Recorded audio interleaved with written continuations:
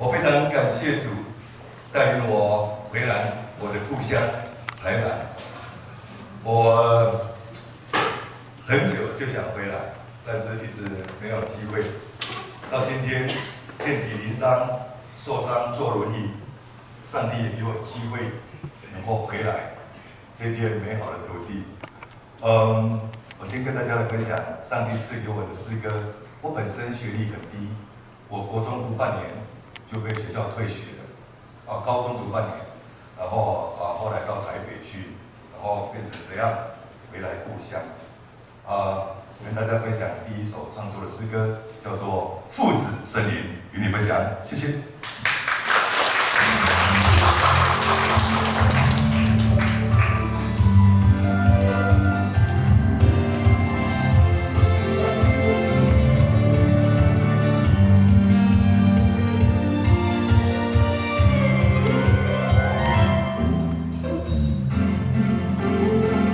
飘过的泪，飘过的雨，潺潺水流，流过小溪，亲爱生命，深深地藏在我心里，做我朋友，温暖了我的心。走过的路，做过的梦，年华似水，不再回头。只有耶稣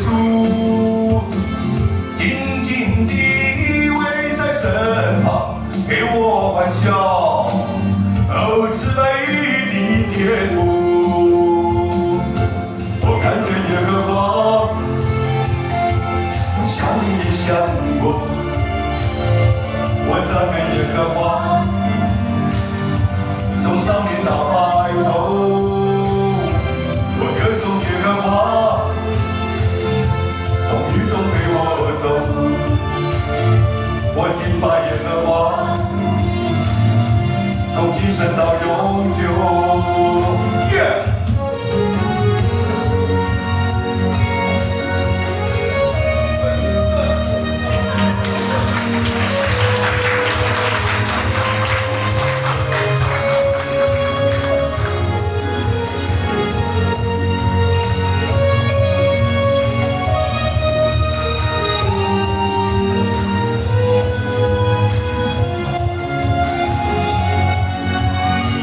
流过的泪，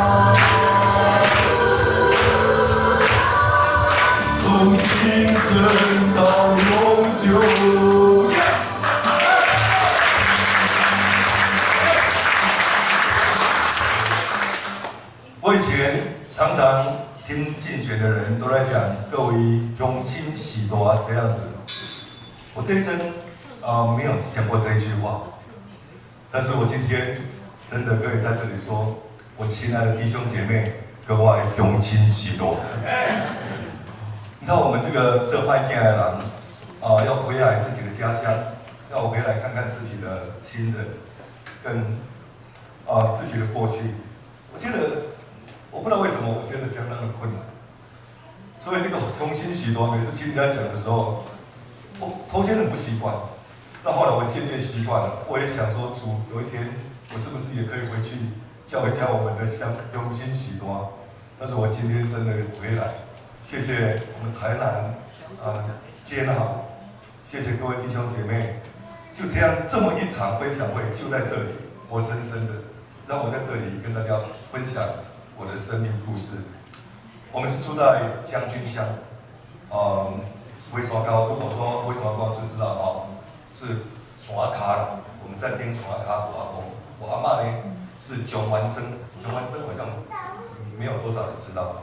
那后来我阿公那时候过去台东去开垦，那一直呢就在这样我的爸爸他们就过去，但是我不是我阿公他们生的。那我的妈妈呢，在台湾20岁，那在台东20岁的时候，她生下了我，但是她在各种行业上班，她没有办法抚养我，她就把我送给别人，把我送给别人，把我领养的人，就是现在的爸爸妈妈，就是将军的人。那我来到这个家庭，应该很幸福美满，因为我爸爸从台南去台东。他非常成功，他是在做西药的经销商，就是全台东如果西药房要拿西药，就要跟我爸爸拿。那在这样的家庭长大，应该我是很幸福、美满、快乐才对。但是在这种环境长大的小孩子，也有一种是特别莽撞、特别不听话，特别靠着家世有，然后胡作非为，很无奈。我是属于第二种，那因此呢，我国中常常打架，高中读半年，我就被学校退学了。当我被学校退学的时候，因为我爸爸在台东名声非常好，那我怕我爸爸被人家取笑，后来我就拿着我的包袱，3更半夜我就离开台东，来到繁华的大都市台北。听说台北满地是黄金，只要你愿意努力工作，都不怕被饿到。但是像我学历这么低。我不可能去找比较轻松的工作，我到搬家公司去替人家搬家，去当搬家工人。工人的生活，白天工作，晚上喝酒打架，这是很时常的事情。那我在搬家公司认识一个很好的朋友，他喜欢打架，我也喜欢打架，就这样臭气相投。人讲量高量，红高红，温故的就搞公公。就这样，我们2个成为好朋友。有一天晚上。我的好朋友在卡拉 OK 里面被人家砍，那后来呢？我们知道这件事情，搬家公司知道这个事情，就开了一台货车过来，丢一支武士刀给我。我也没有拿过刀，我也没有拿过枪，我当初是喜欢打一打架这样而已。但是我的朋友就这样活生生的躺在我面前，被人家砍得头破血流，但是没有死。那当我们搬家公司开一台货车过来的时候，对方他们不知道我们多少人过来，他们就坐了2台计程车就跑了。那跑的时候，他们就分2路，我们追到1台。后来我们追到那一台，下车的那个人，第一个下车的人刚好是第一个出手砍我朋友的。他看我拿着一支武士刀，他吓一跳，开始跑。他开始跑，我就开始一直追。那一直追呢，他一直喊救命。我本来不想砍他，我跟大家说，我不是这种料，我也不是那种拿刀拿枪的。但是因为他话救命，所以我才出刀砍他。因为当流氓还要喊救命，这是很没有出息的事情，对不对啊？但是他活生生他在跑的时候也不快，他就在前面，我一刀砍下去就是头，但是砍头会砍死人啊！我刹那间我觉得对方的这个人，他的爸爸妈妈在流眼泪呢。我那时候我的心软了，但是他在跑的时候，我又不敢砍脚。你把砍脚把它砍断了，我不知道应该怎么办。我的朋友倒在我的面前呢，你说我如果没有刀没有出去的话，我能对得起我的朋友吗？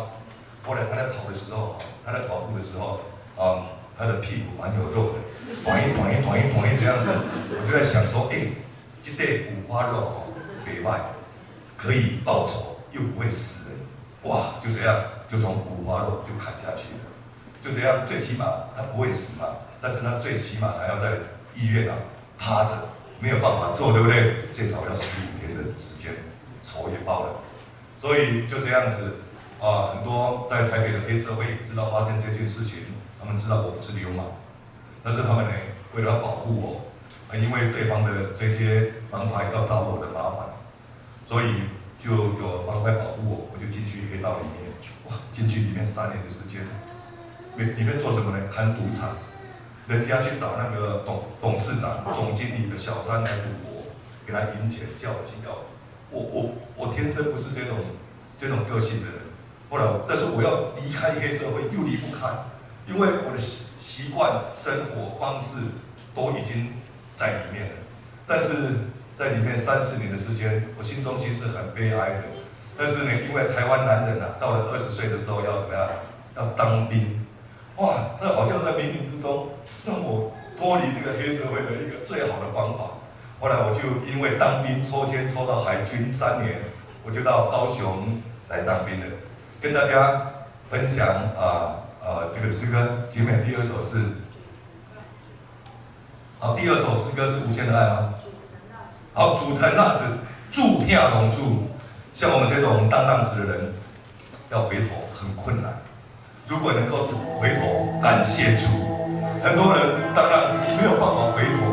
昨天我进监狱，很多人在里面，很多浪子可能已经死了。像我这种半生不遂，但是只有一个人会接受我，那就是上帝，他接受我的回答。我很盼望我这个浪子回头，虽然带着半生不遂，我也盼望你的朋友有浪子的，可以迎着耶稣的爱，他可以回头，出台浪子。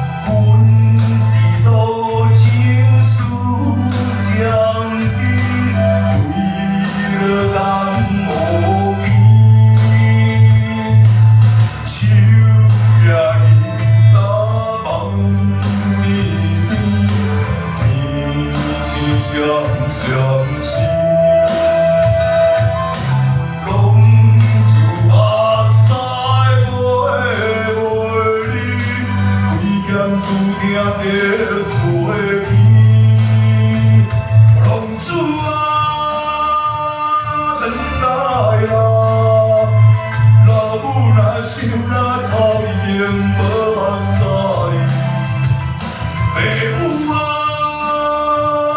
阮回来，无你真真真温像大海的爱。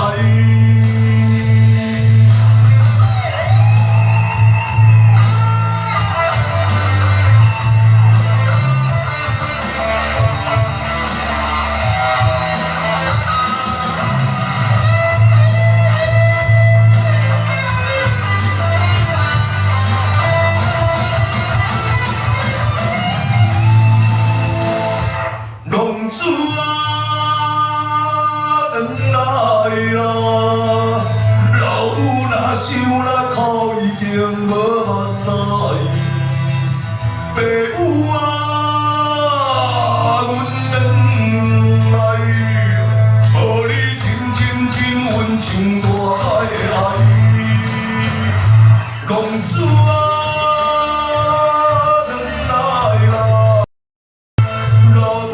想啦，哭已经无目屎。爸母啊，阮回来，无你真真真温像大海的爱。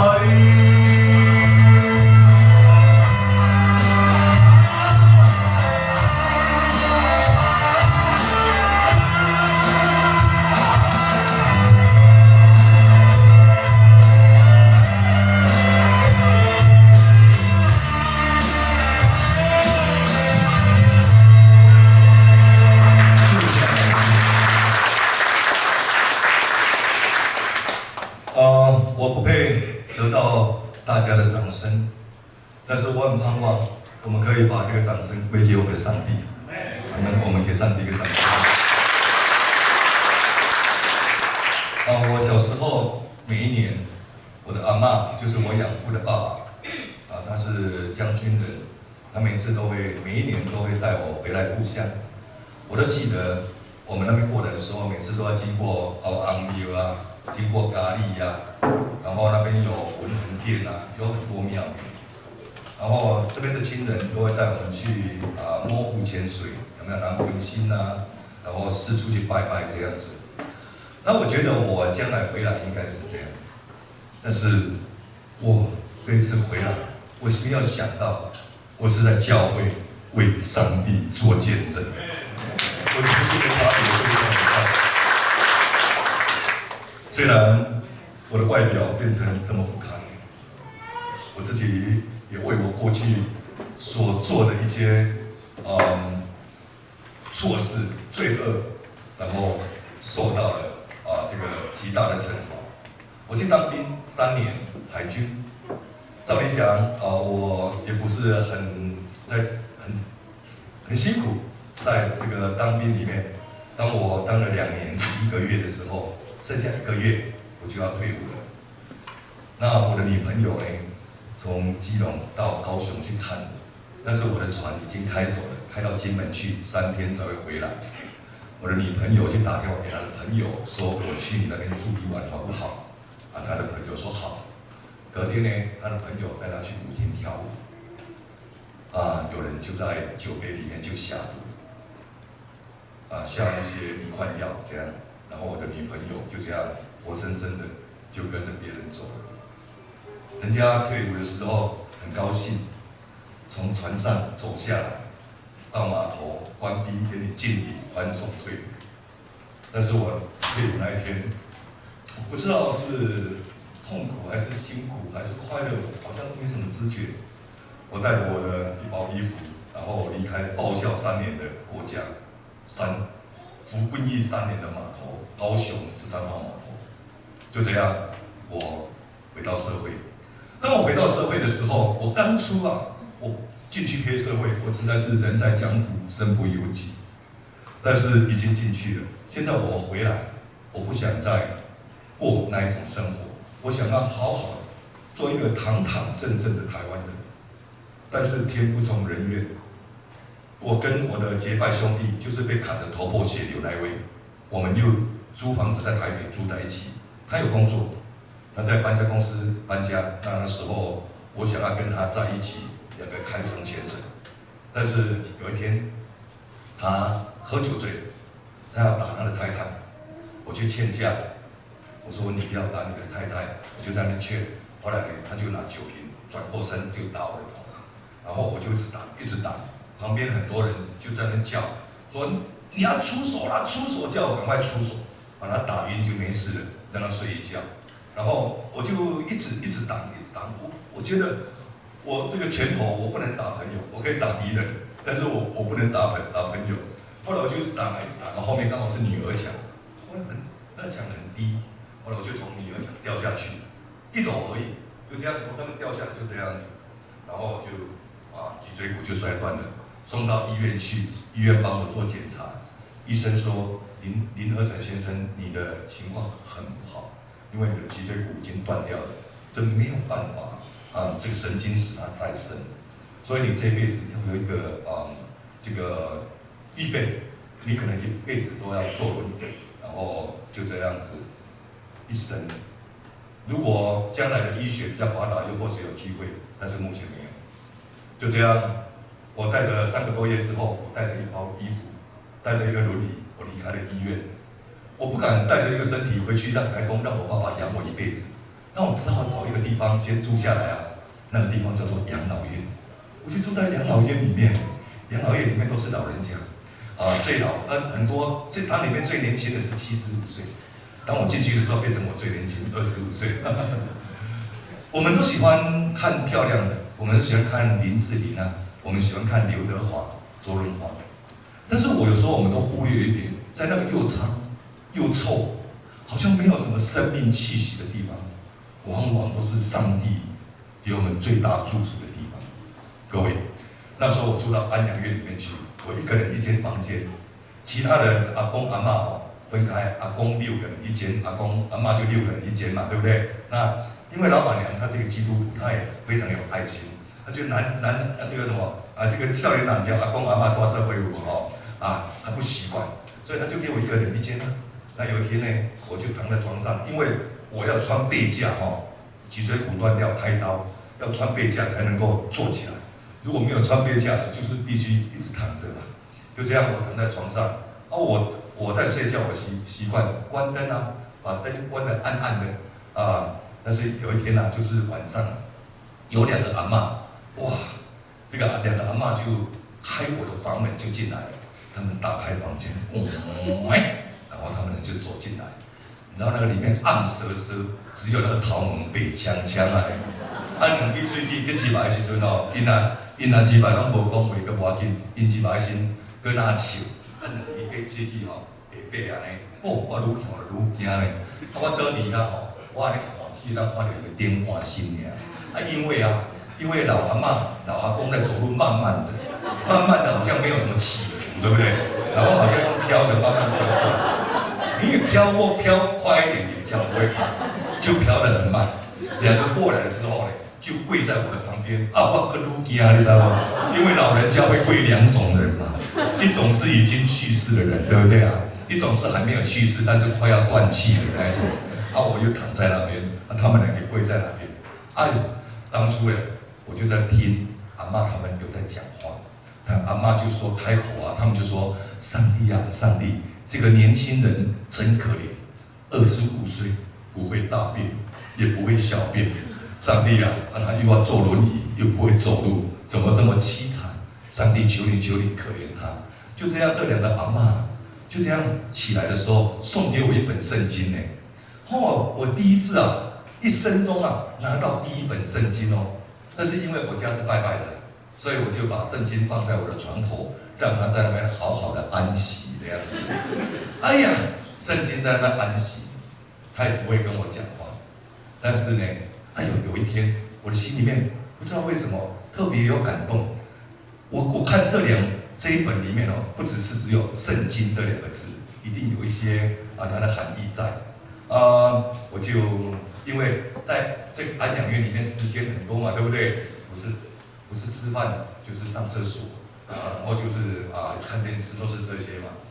我就看到这本圣经，我就打开圣经看我以前没有看到什么叫做创造，上帝的创造。我只知道我们拜的是关公文衡殿嘛，在台东拜关公，倚马安尼有无？大的，我没有看过什么叫做创造。后来看到上帝创造宇宙万物呢，哇，还可以叫做英雄好汉呢，亚伯拉罕、以撒、雅各、约瑟，对不对啊？哎呦，我开始看创世纪，因为没有人教我怎么看啊，里面也没有什么牧师啊，我就照头来啊，规规矩矩，从第1章开始看，看到第50章呢。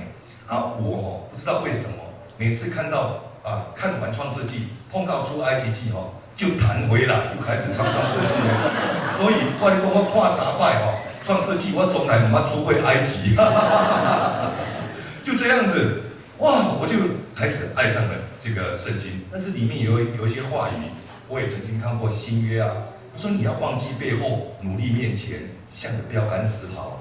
我觉得这些跟我好像没有什么关系的，却成为好像是我生命的力量。后来有一天，那个老板娘就跟我讲，她说林和成，你这么年轻在这里又喝酒，又抽烟，又吃槟榔，你好像好的都不会坏的你每一样都会。她说你不要再这样下去，我带你去一个地方，这个地方呢是可以让你学习记忆的地方啊。我觉得我可以学习记忆呢，我不敢回去让我爸爸养我，那我下半辈子我可能要有一个记忆啊。后来他就带我到新店那边有一个地方叫做友好复健记忆生，开始我去那边学习记忆。我去学习记忆啊，我这个人生性爱打架，爱动，我好像是一个过动儿。你们看我在上面轮椅推不动，对不对？也许我今日故意我爱叮当的，你知唔知？我伫顶管旋来旋去，阮某讲，你伫顶管你不会想见证，那你旋来旋去安尼啦。后来我就在这个复健记忆社里面，正常的时候我跟正常人打架，坐轮椅我就跟坐轮椅人打架，打到2个人都趴下去，安尼嘛好，你知唔知？你是想手都足奇怪，那无拍的鸟的钱安尼啦。那后来呢，圣经陪着我，我越来越不喜欢打架了，我也越来越不喜欢动，我开始喜欢看圣经，我认真的学电脑，就这样圣经。让我看到，好像我的生命当中可以看到春天。我被我朋友推下来，我的女朋友离开我，我的心好像在冰冷的冬天一样。但是圣经好像让我在黑暗中看见了一点点的光明。后来我创作一首诗歌，叫做《严冬里也有春天》，跟大家来分享，谢谢。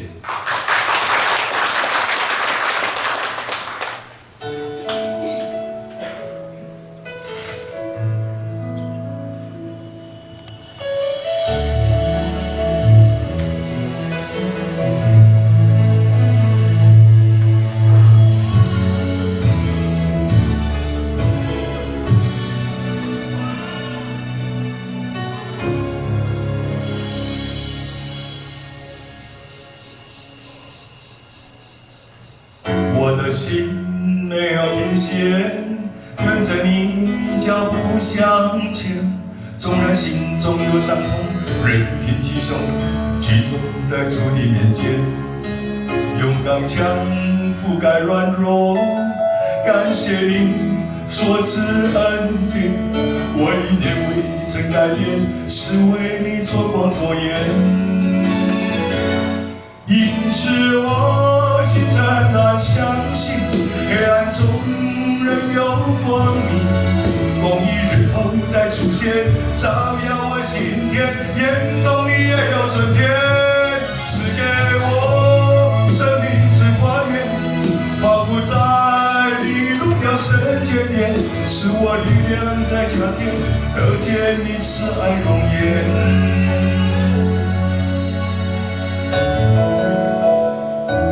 我应该死在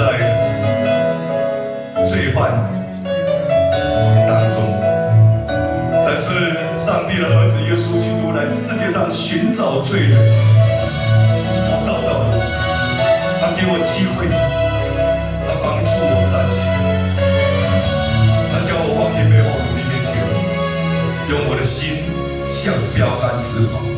我的心没有停歇，跟着你脚步向前，纵然心中有伤痛，仍挺起胸膛，举手在主的面前。用刚强覆盖软弱。感谢你所赐恩典，我一年未曾改变，是为你做光做盐。我们可以一起唱。因此我心诚然相信，黑暗中仍有光明，公义日头再出现，照耀我心田，眼动你也有春天，赐给我生命之冠冕，欢呼在你荣耀圣洁殿，使我力量在加添，得见你慈爱容颜。因此我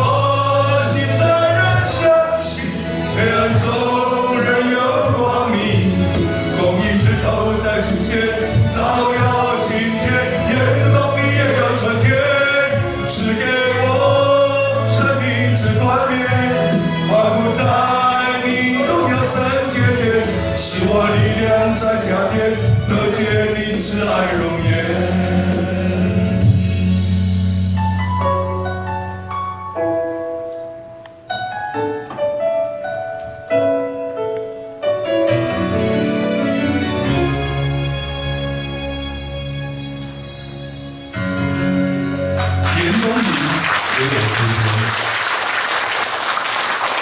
记得哦，这个声音要掌声是要归给我们的主的啊！谢谢各位亲爱的好朋友，各位亲爱的弟兄姐妹，还有今天来到这边的新朋友，非常感谢这一次我们的警官李警官也是我们的李天旺弟兄，他是我在神学院的学弟我现在2年级，他是1年级，然后呢，他有做监狱的施工。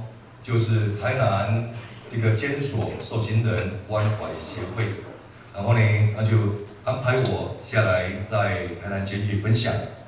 谢谢燕黄姐妹一直这样的劳心劳力的安排，甚至安排我到教会来。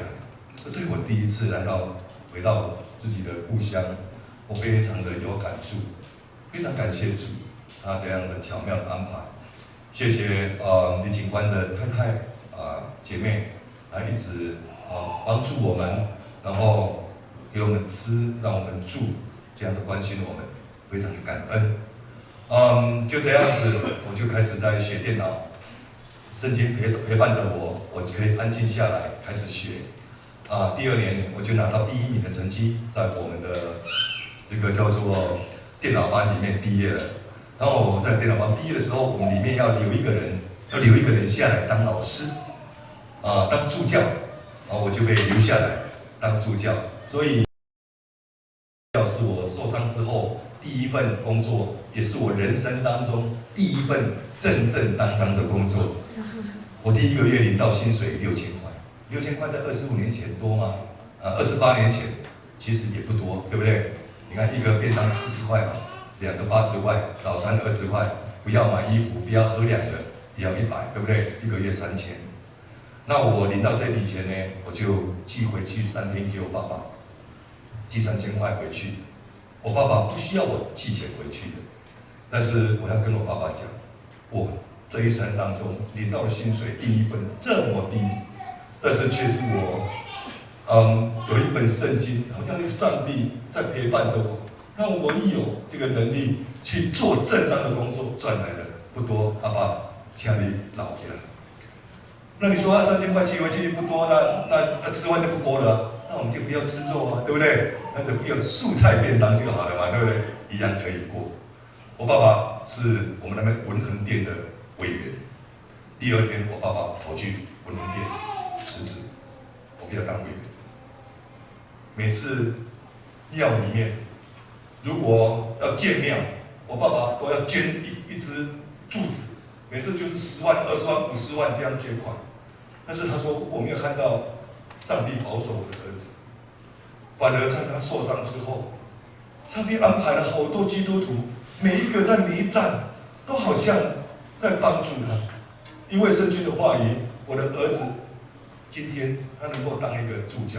过去我一直想到2件事：第一，我可能要安排，我可能要准备一副棺材，因为我的儿子在外面打打杀杀，有一天他会被人家杀死。我把他养这么大，他没有给我什么没有关系，我把他买了算了，这条路是他自己走的。第二，他如果杀死人呢，我们必须要赔人家哎。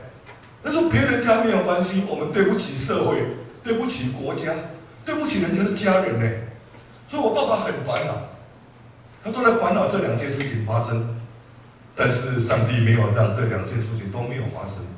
发生的是我在我的好朋友的手下受伤，我们家没有对不起别人，那我走这条路受伤应该。就这样子，我爸爸他心里面得到安慰。我爸爸要死之前，他允许我为他按手受洗回去。我的爸爸，我的妹妹，2个妹妹是老师，我的弟弟是警察，我是流氓。但是我每次回去的时候，我爸爸都没有明说，但是他每次都说：“大哥，来祷告。”他意思就是要让我的弟弟妹妹不要看不起我们这个大哥，虽然他已经残废了。所以我爸爸每次都你来记得，每一餐你记得行啊，来看一下，就这样子啊。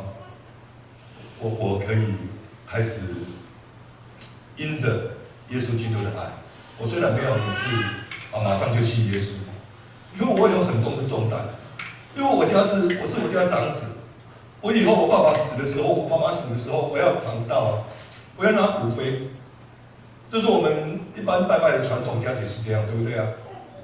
但是就有人告诉我说，你来信耶稣可能比期待拿骨灰更好。我说对哦。我觉得基督教里面在告诉我们，在教导我们。他说你要孝顺你的父母，他说你如果孝顺你的父母，你要再次长寿。他每次都跟我们讲说，要怎么样孝敬父母亲，是在他活着的时候，不是在他死的时候为了那个骨灰。我为什么要期待等到那个骨灰的时候，我不能接受那个美好的信仰？后来我决定做一件事情，我不但要拿骨灰，我也要信耶稣。后来就这样，有一首诗歌感动，我不敢去教会，我在期待，我的心里在期待什么？我好像期待别人跟我讲，我带你去教会，我不想亲自去，因为我怕被人家笑。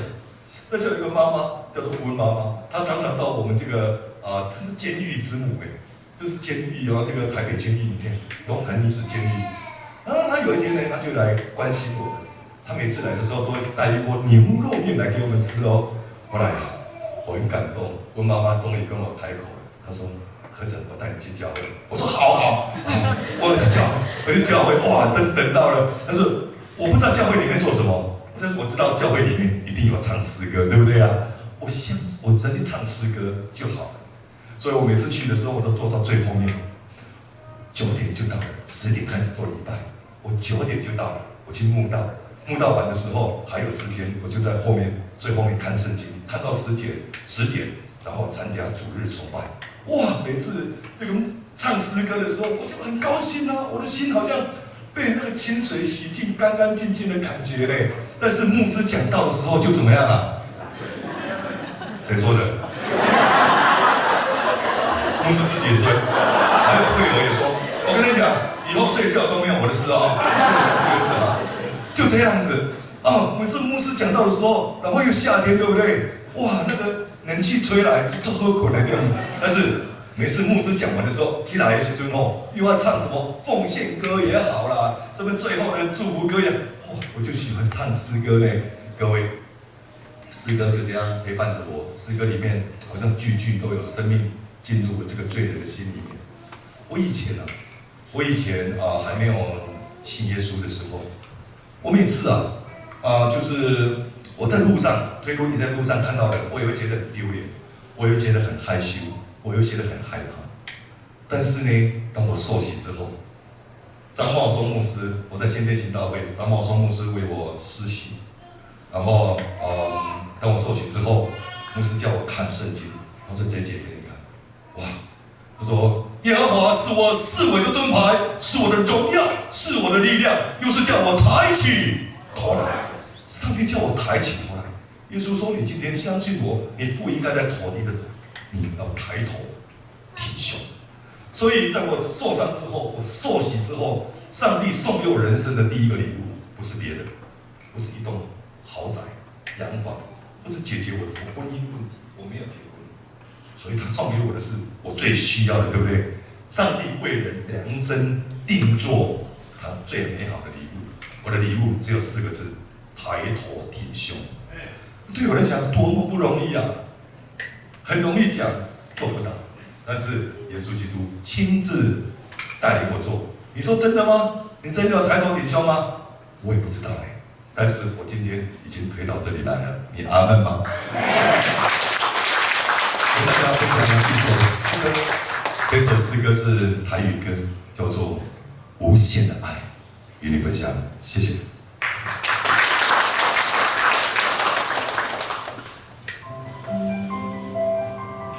我也不知道我创作的诗歌会有人会欣赏，会有人会唱。我昨天到这个监狱的时候，他们都唱。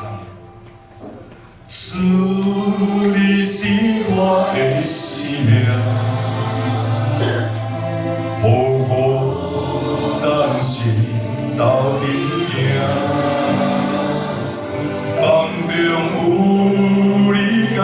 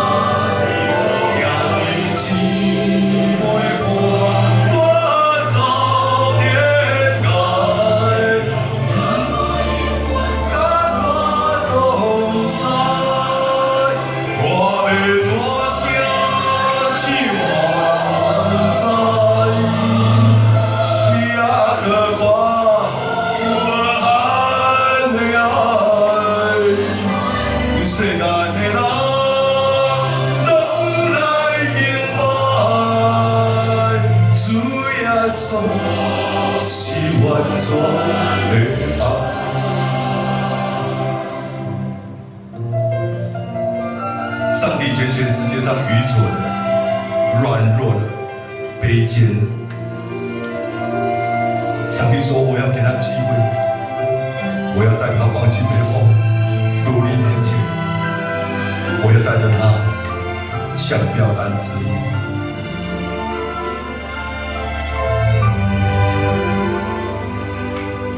主，你是我的生命。风雨当时斗阵行，梦中有你甲我来作伴，脚步有你的引带。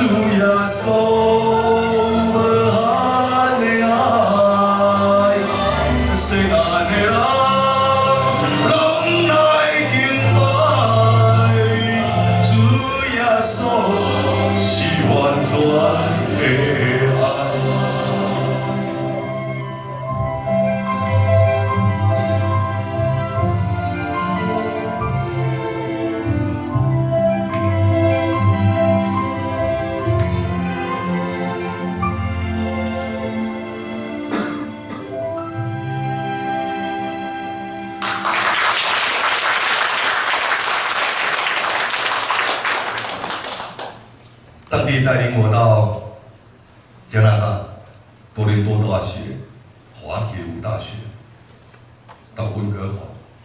上帝带领我到韩国、到中国、到菲律宾、到越南、新加坡、马来西亚，为主做见证。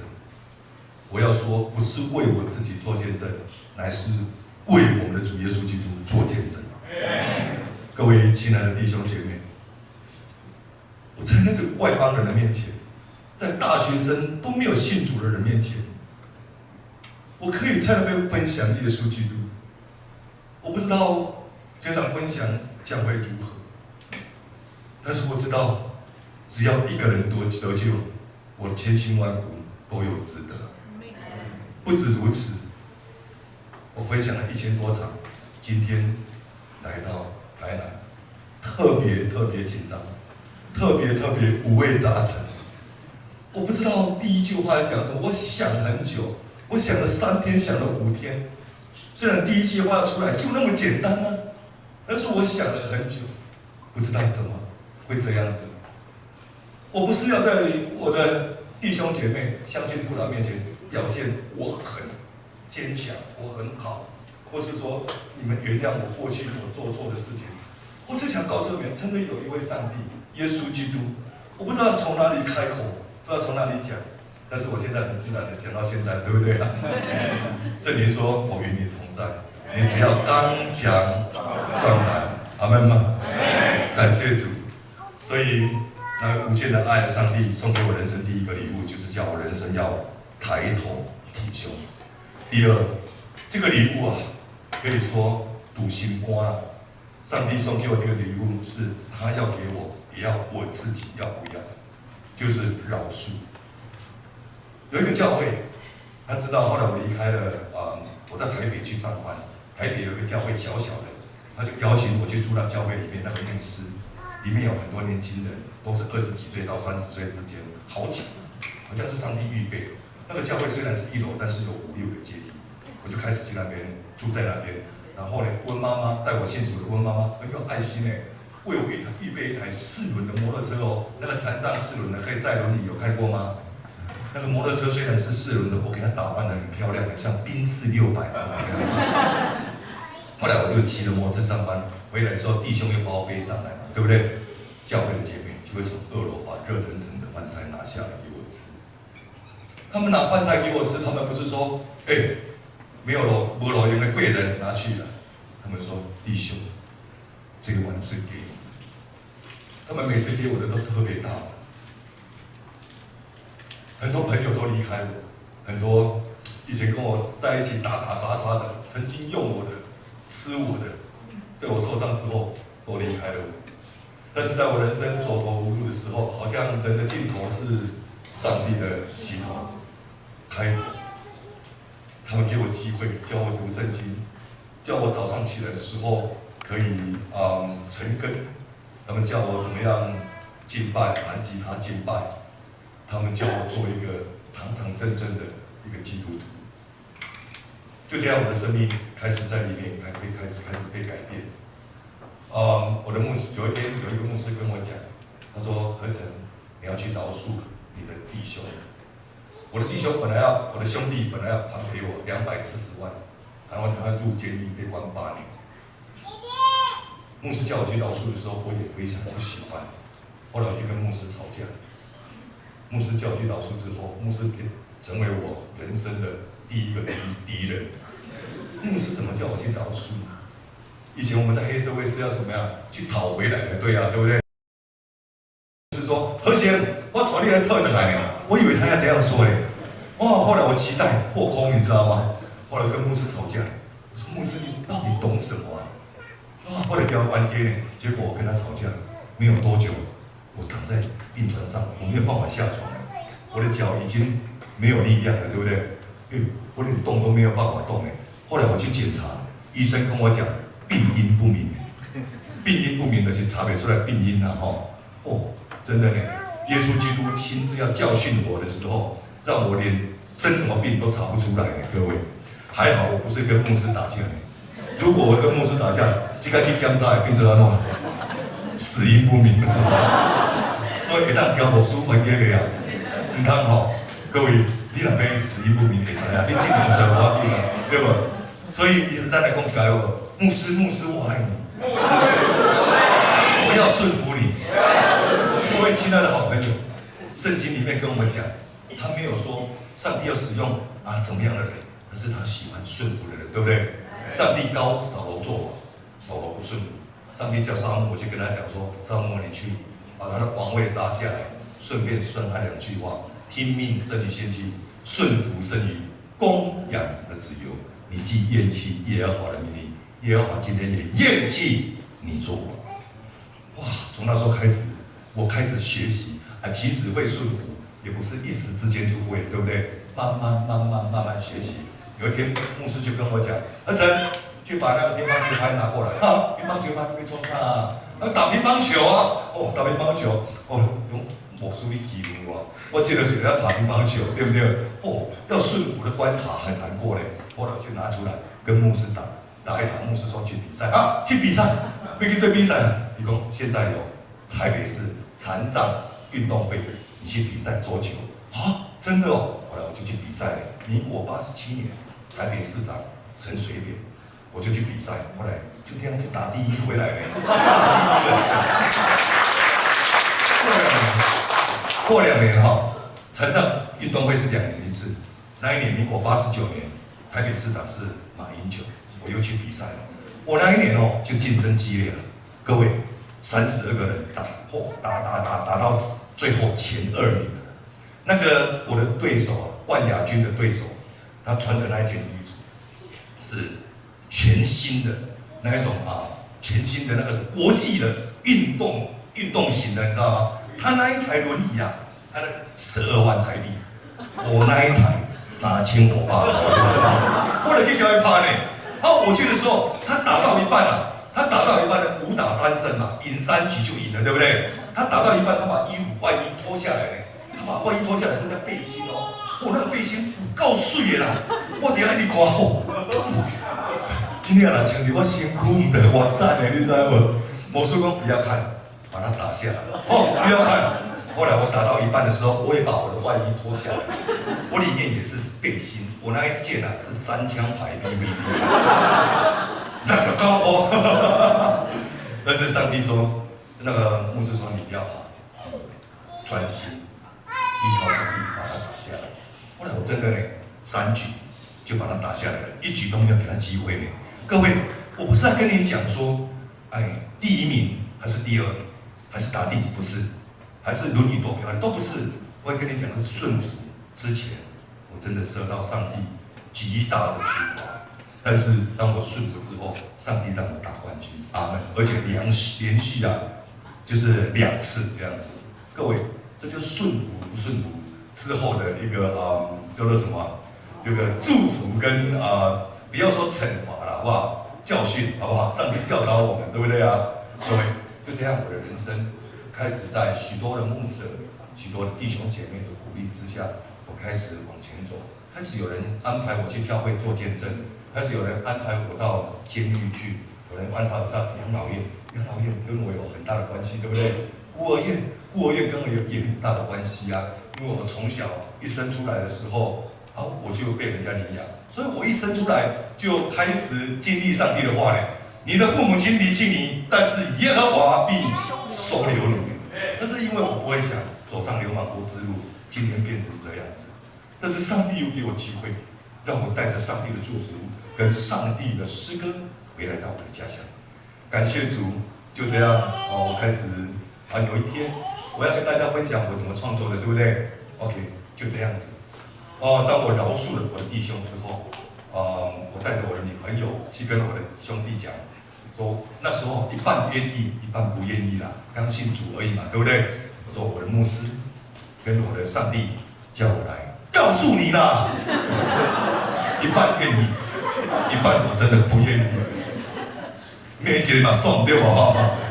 叫我原谅你，从今以后你没有欠我什么了。希望有一天你能够到教会来。各位，我以前如果开灯，我的朋友是兔子的，破住当就来了。我每次开车，我会开车，因为我有改过加装过。我每次开车，我只要高速公路来经过云林，快要到嘉义的时候，我心里面就很痛很痛，你知道吗？我就很伤心。我这一生当中，如果我是去外面掐命受伤就算了，我却是死在我的朋友手下，我很痛心。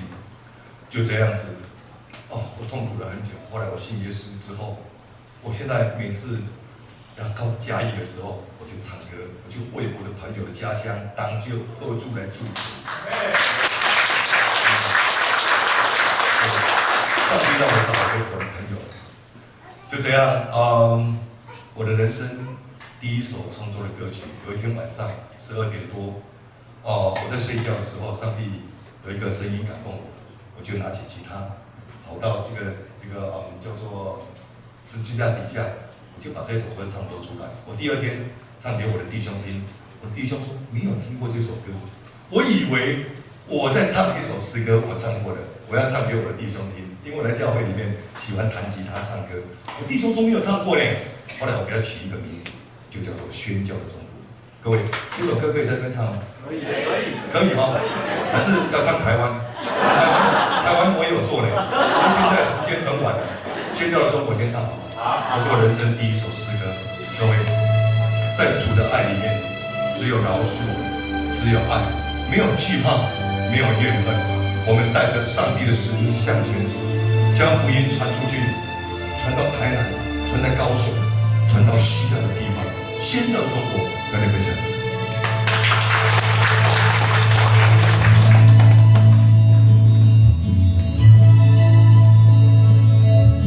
有一种爱，像那小葱永长鸣，春蚕吐丝吐不尽。有一个声音催促我要勇敢前行，生命在牵引到我的心，迈开步伐向耶路撒冷，风霜雪雨一直更坚定。我要传扬主的名，是要得胜，在神的国度里。我带着使命向前走，要唤醒沉睡的中国。纵然流血的时候，我也永远不回头。我带着异象向前走，要看到宣教的中国，将福音传遍世界每个角落。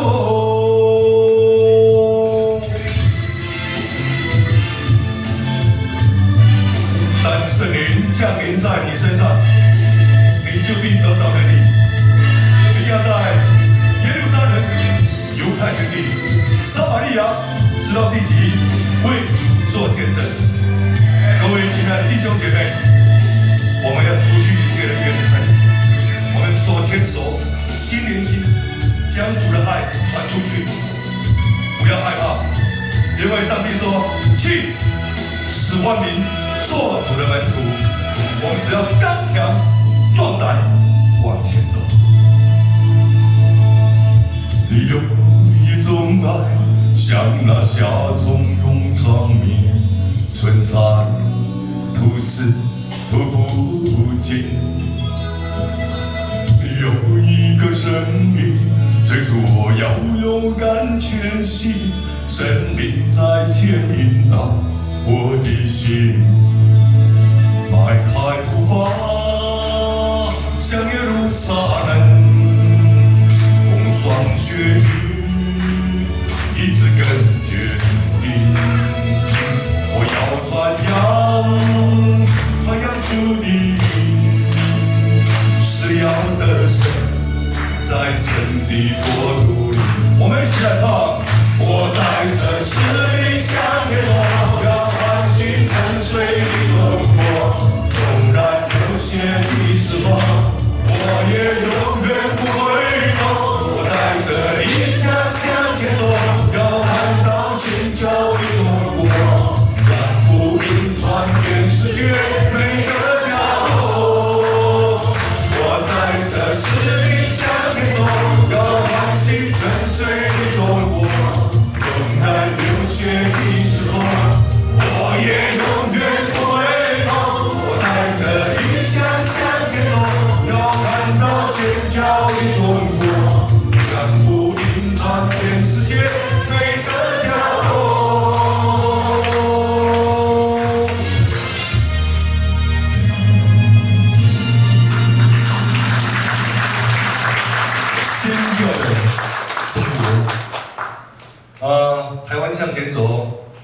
机会再来唱好吗？今天时间也已经很晚了。我最后我要跟大家讲，我受伤之后啊，我真的不立志，我这辈子不能结婚，也不能交女朋友，因为如果我交女朋友、结婚，会带给女孩子伤心跟痛苦一辈子，所以我就有立这样的一个志愿，就是这一辈子过完就好了。但是我要到国外去分享，可能需要一个太老，请一个泰国劳工来帮助我，要不然就是像上帝安排的这样，有一个太太来陪伴我。时间很晚，至于我们认识怎样认识的以后有时间再跟你分享。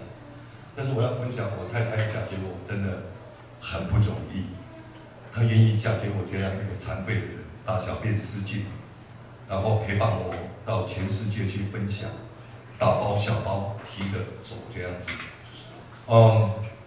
我只能说感谢上帝，让我有这样的机会结婚。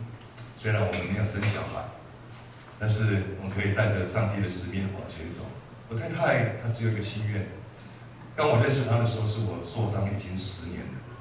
当我受伤10年的时候，就是残障、带尿袋这样子。那很多人结婚之后，如果先生受伤，太太就跑走了，对不对啊？但是我的太太在我受伤10年之后才跟我认识呢。然后认识之后，我们就10年之后就结婚，相识8年，然后结婚。我问我太太为什么要嫁给我，她说她有个志向，就是她要去传福音。她知道看到我里面有上帝的差遣，她愿意跟着我一辈子。各位，当我脊椎受伤之后，根本没有办法新生活。但是我太太说，我要的不是这些。我要的是一个愿意真正出去传福音的男孩子。他说他才是真正的男人。就这样，我太太陪伴着我。所以我问我太太说：“你真的要嫁给我？”她说：“对，耶稣已经跟我讲，才派我来陪伴你一辈子。”我跟我太太介绍我太太跟你认识吗？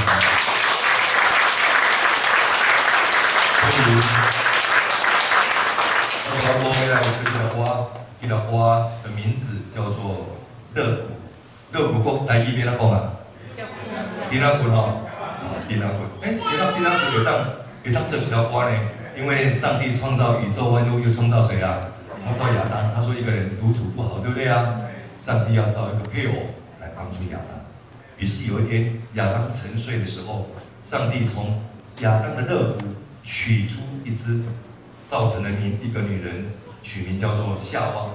上帝把夏娃带到男人面前，这个亚当张开眼睛一看，说：“这是我的骨中骨，这是我的肉中肉。”所以人长大以后要与父母分开，与妻子2个人结合，2人成为一体。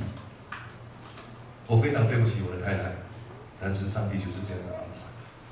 希望我们这一生夫妻2个人能够不断的继续往前走，为福音大大美好的仗。介绍我太太给大家认识。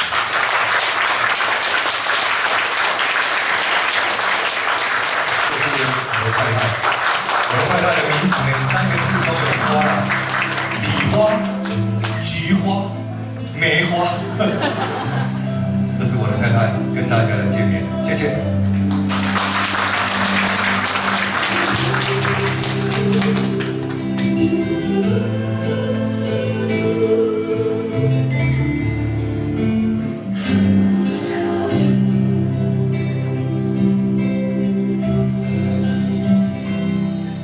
心跳落，坠落在不定的。在林海。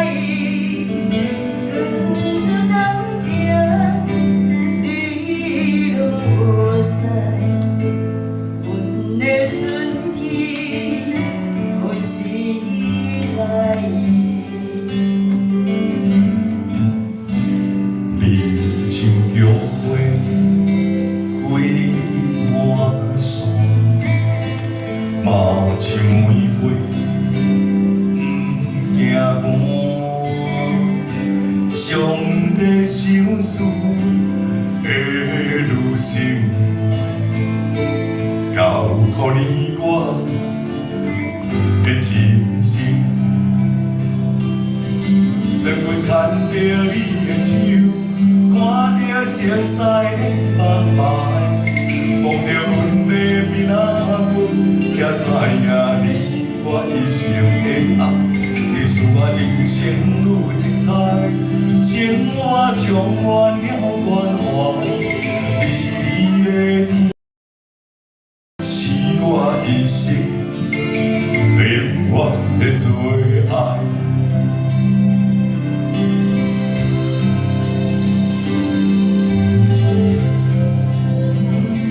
也不是说信耶稣天色常蓝，人生的路程花香常漫。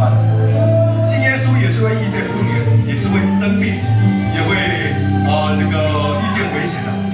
但是所不同的是，耶稣说：“我要亲自牵着我儿女的手，冲破一切黑暗，度过一切的难关。”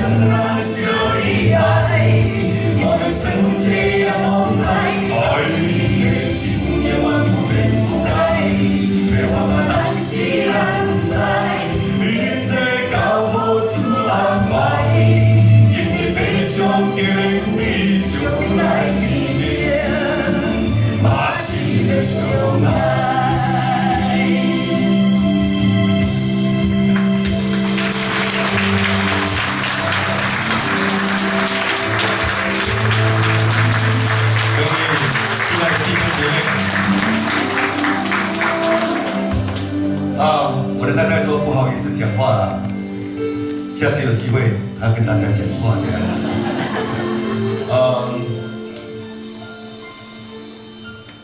我们做的这些宣教事工，没有任何教会支持我们，给我们薪水，或是说支持我们企业。但是感谢主，上帝给我们一切都足够，我们没有什么缺乏。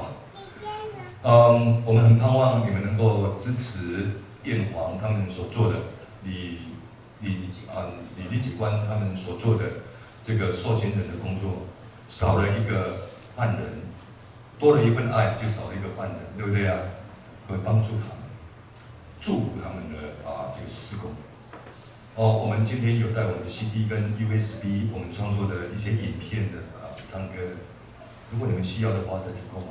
不用太刻意说一定要在后面那边。如果你要支持我们的宣教中事工，我们有一个小小的奉献箱，但是这个不勉强。谢谢。那我们最后呢，我们要来唱一首歌，跟大家说再见。我1994年创作一首诗歌，叫做《宣教的中国》，为了1995而创作。上帝让我创作第二首诗歌，就是《相约在主里》。这首歌跟大家分享，愿上帝祝福你。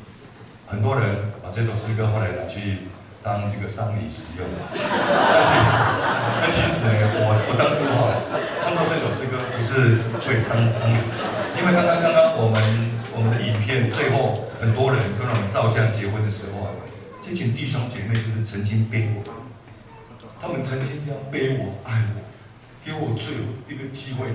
他们跟我讲说，世界上的不要你，但是我们要你，你是我的弟兄啊！哇，这个教会的弟兄可以这样的爱我，你知道吗？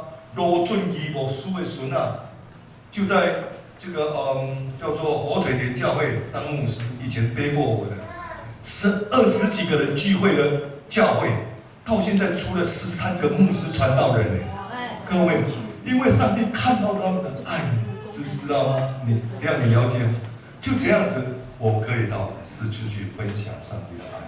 谢谢大家今天来听我们的分享，占用你很多时间，但是我们真的很感动。今天你们的来，也带给我跟我太太无比的助力跟勇气。爱让我们产生力量，爱让我们可以产生勇气，爱让我们能够忘记背后，为了福音向前面的标杆直跑。我跟我太太最后来跟大家分享这首诗歌，叫做相约在主里，我们主里再相见，再见。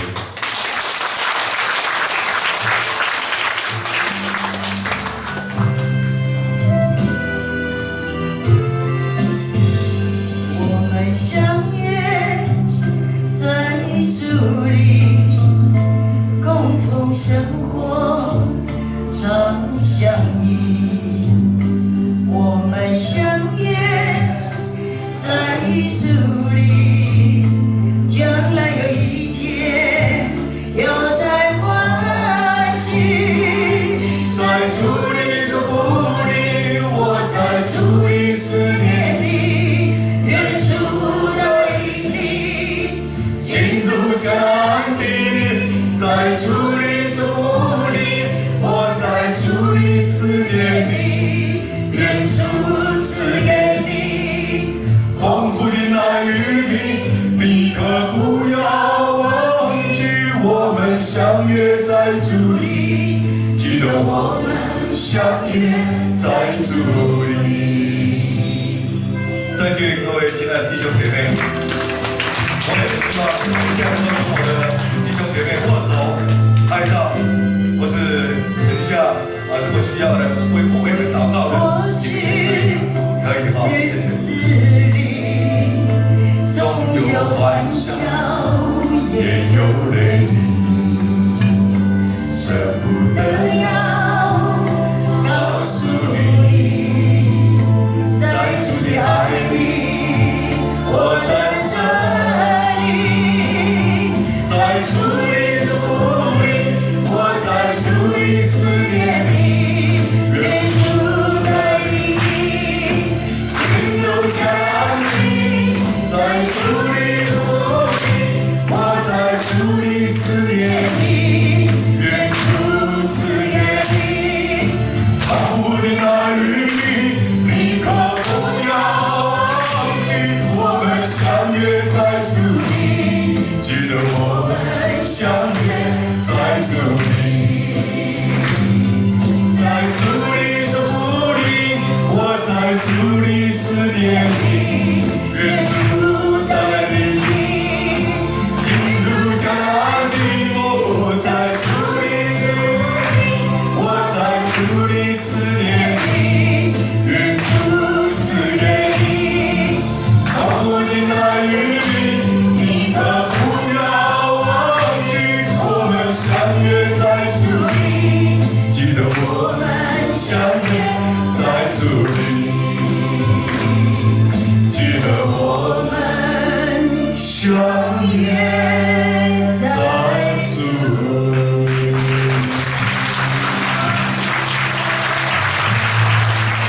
我是不是有这个荣幸，能够来为我族内的弟兄姐妹做一个祷告？我们一起低头。亲爱的主耶稣，孩子在这里向你献上无比的感恩。主，有很多事情我们真的想不到，在受伤20几年之后，我能够回来这里，能够为主做见证。主啊，曾几何时，我不是一个基督徒，但是主，在你没有难成的事。你拣选了我这个不配的罪人，主啊，失去健康的罪人，但是你给我生命，让我能够带着你的爱，向四处奔跑。今天来到我的家乡，愿上帝祝福我亲爱的弟兄姐妹，愿他们身心灵健壮，愿他们右手大有能力，能够得着仇敌的城门。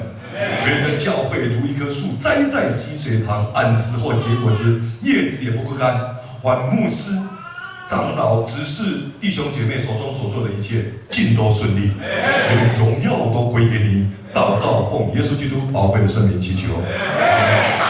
谢谢。